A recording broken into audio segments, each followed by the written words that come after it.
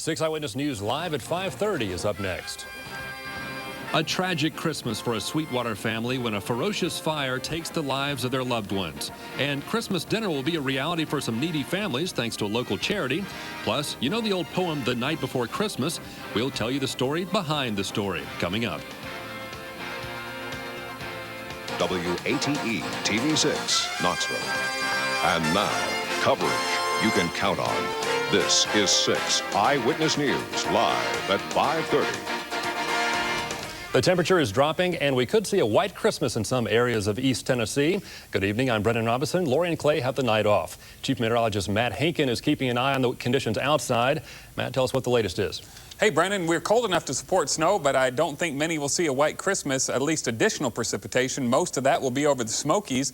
As we look at Storm Tracker, you'll see that most of the anything that's falling from the sky right now is well to our south and headed away for us. The arrow points the direction it's headed, and there could be a little bit of freezing rain mixed in there, some snow showers along the slopes of the Smokies. But for the most part, what you have on the ground is what you get the rest of the night and into tomorrow. There could be a few flurries. Look at the precipitation as it slowly sags to the south and east, so the significant accumulations will be very limited, a dusting to an inch maybe along the front range of the Smokies. After that, it's just a cold night and an icy night in some areas, and the 6-day forecast has a warming trend. I think that if you can't get a white Christmas, might as well get some warmer air in here, and we'll talk about that coming up in a few minutes. Great. We'll check back with you a little later, Matt. Thank you.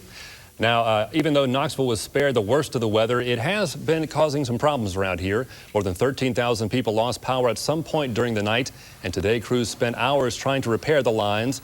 Power companies say they've called in extra help and are working around the clock, but at least one, KUB, says 2,000 of its customers may still be without power Christmas night. We'll have an update and a live report on that coming up at 6. Well, even small amounts of ice and snow can cause severe problems for southern states. So here are a few tips to make sure that you're prepared. Put together a disaster supply kit for your home, including a radio, flashlight, canned food, bottled water, and a first aid kit. Put a separate kit together for your car, including a flashlight, blankets, extra clothing, a shovel, jumper cables, and another first aid kit. And make sure that your car is winterized. Well, thanks to clearer weather today, Knoxville's Greyhound buses are on the way to Cincinnati and Nashville. There were lots of happy smiles and waves goodbye.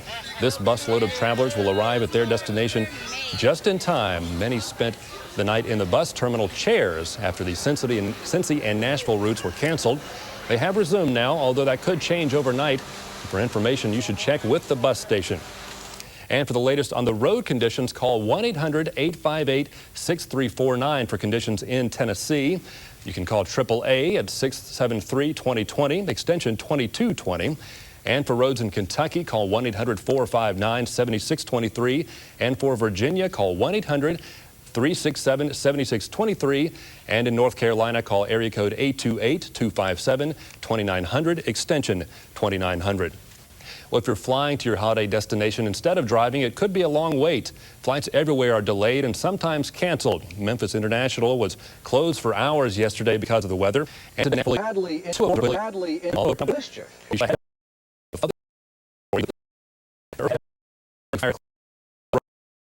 Upside down. Sure did, Brennan. Firefighters and neighbors of owners and the couple, but it was too late. Investigators say the couple's mobile home on Burdett Road may have caught fire due to a space heater. Officials say it broke out in the living room and the pair was most likely overcome by the smoke and couldn't escape. The blaze completely gutted the home. The couple's family is understandably grieving over this, but Christmas will still go on together. We'd all been planning on it. But this way our kids will be down here too. The couple's 3 children weren't planning on coming for the holiday, but under the circumstances they are. Arson investigators have been called in, but so far no official cause. Brennan? It's a tragic story that's all too common this time of year. Yes, Thank you, Laura. Well, the weather is being blamed for a multi-car crash in South Carolina. That story tops our look at the South in 60 seconds.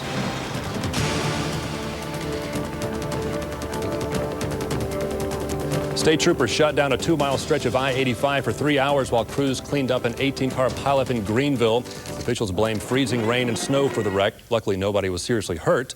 In Houston, the parents of those octuplets have been busy. All 8 babies now have names, which the couple took from the Igbo tribe, a major ethnic group in Nigeria. The smallest of the octuplets, Odera, has the most problems. Right now, a blood vessel leading to her heart, which is supposed to close naturally, has not. One lucky Florida girl is getting her Christmas wish. 17-year-old Rosie Smith suffers from sickle cell anemia, and thanks to the Make-A-Wish Foundation, she spent the day shopping. Smith's wish was a shopping spree, and that's what she got, a $1,700 adventure. Well, Clement Clark Moore's poem, The Night Before Christmas, has fascinated children and adults for many years. But did you know that isn't the real title? Today on This Night Before Christmas, we look at how this famous poem came about. 'Twas the night before Christmas, when all through the house not a creature was stirring, not even a mouse.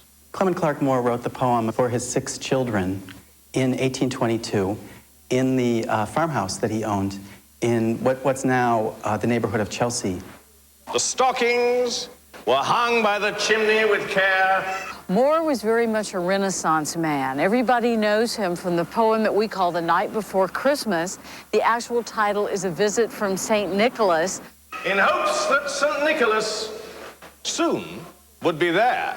Moore also gives us our first physical description of Santa Claus, which he based on a little old Dutchman who worked on the family farm up in Chelsea. He was dressed all in fur, from his head to his foot, and his clothes were all tarnished with ashes and soot. A bundle of toys he had flung on his back. I like the part when it describes Santa. He had a broad face and a round little belly that shook when he laughed like a bowl full of jelly. That's my favorite part.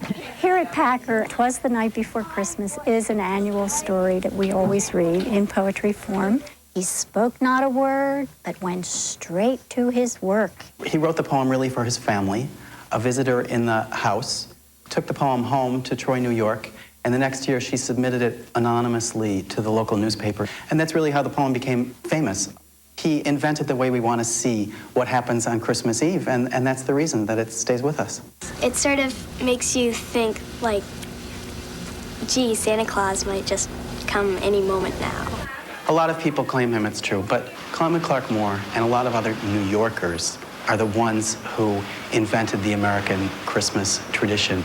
But I heard him exclaim ere he drove out of sight, "Merry Christmas to all, and to all a good night."